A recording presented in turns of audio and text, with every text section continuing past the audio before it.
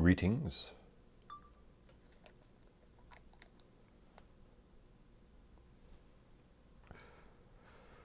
So when I expire one of these Bombay Black bottles of ink, I use it for other brands of ink. I have a Yasutomo traditional Chinese ink that I use in one, and I have probably one of my favorite economical brands of ink is this Blick brand, Black Cat.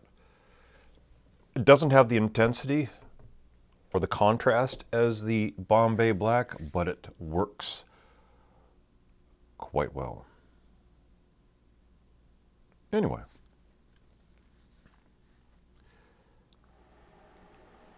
the skulls here are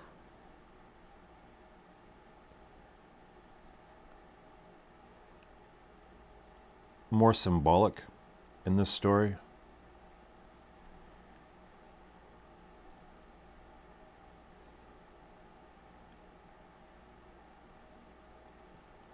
Prior to modern painting sensibilities,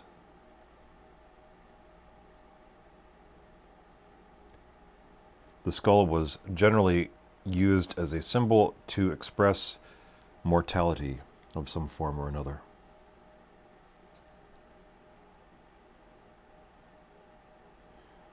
Because back in the day, paintings, etchings, engravings, and whatnot were visual storytelling.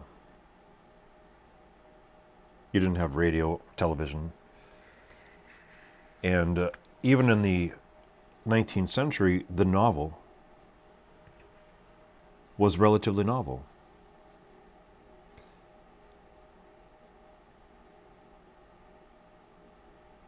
It was such a novelty for a growing class of people, and the growing literacy rates across the Western world, that many novelists became successful only because their writing was serialized in newspapers. So Great Expectations by Charles Dickens, a lot of Victor Hugo,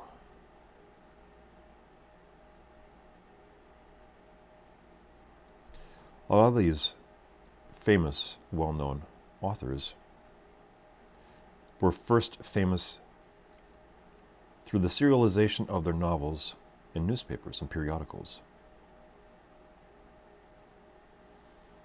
And when the first editions came out of the whole story,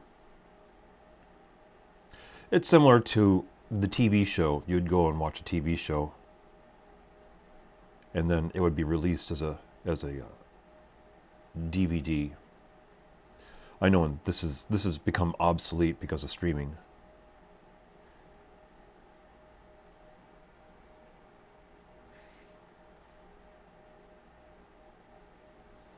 But that was how that worked.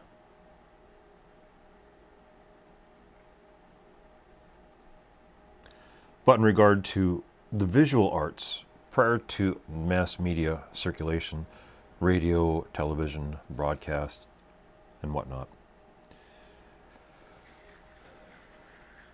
symbols were used to help inform what was going on. And in the visual arts,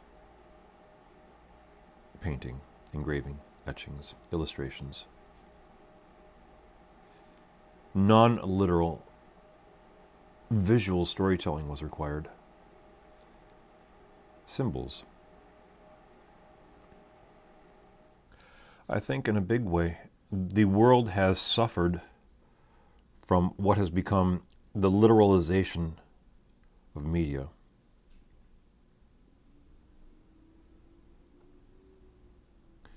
Movies are bland, boring. They're not even visually interesting anymore. I have a soft spot in my heart for the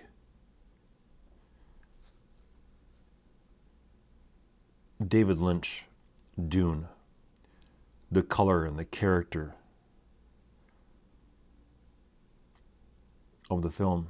And the big criticism has always been, oh, it's not a literal interpretation. There's so many things that are not correct with the book. And I didn't read the book because life is short, and I spend too much time writing and drawing, and I don't have the time to burn up with huge tomes.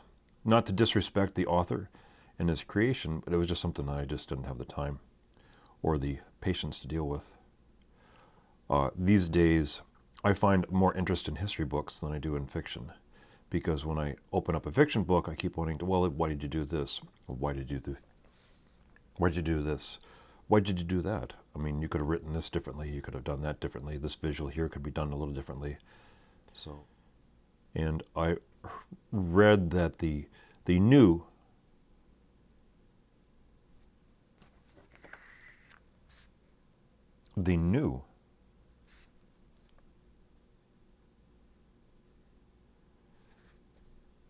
interpretation of the books was a lot more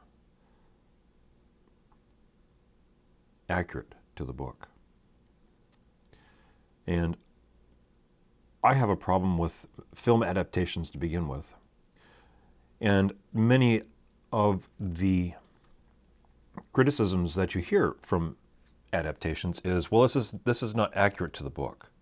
Well, that's not the point, because you have a written piece of fiction, and then you're visually telling that in a different medium. So there has to be some alterations, interpretations made. I mean, there are legitimately horrific film adaptations. I'm a fan of Rand's Atlas Shrugged,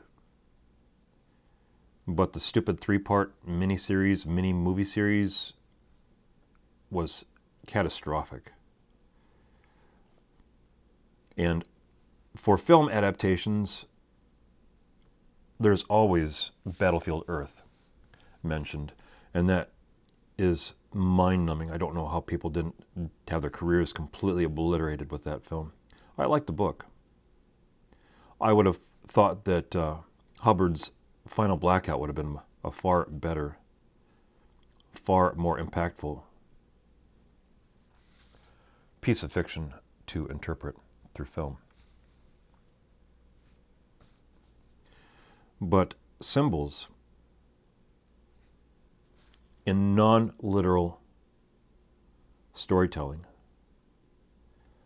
that's what David Lynch used in his movie Dune, to interpret the story. Because when you're making something like a movie based on a book, you can go through every single solitary detail and come up with something that's catastrophically boring, like the new Dune. I don't know.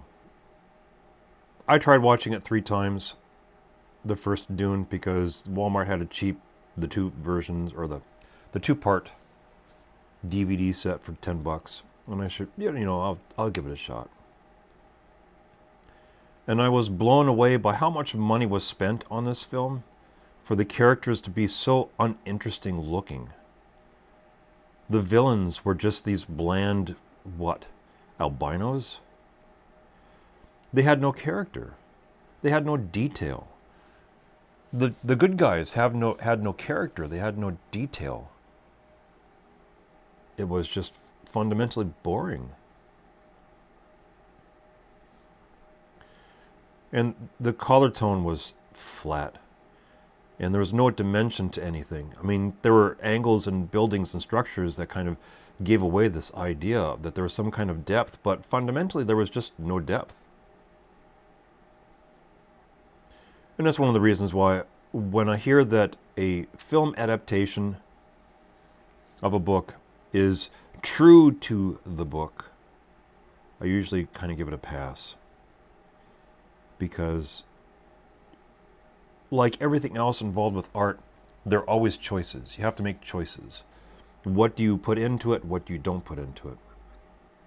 And I think that someone who's, too fearful of making those choices just makes an adaptation that's true to the source material.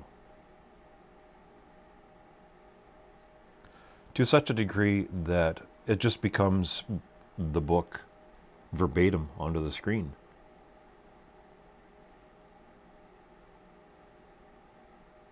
And that's not interesting. That's not exciting. That's boring. So I would gladly take the flawed,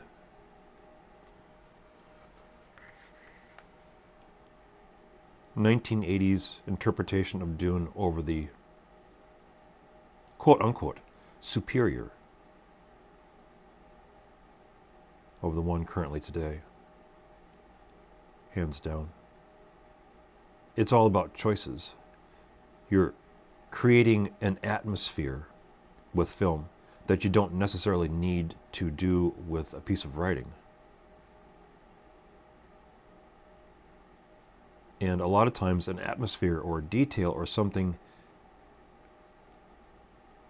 that's not literally in the book, a symbol of something that indicates something, is a lot more important than just a literal interpretation.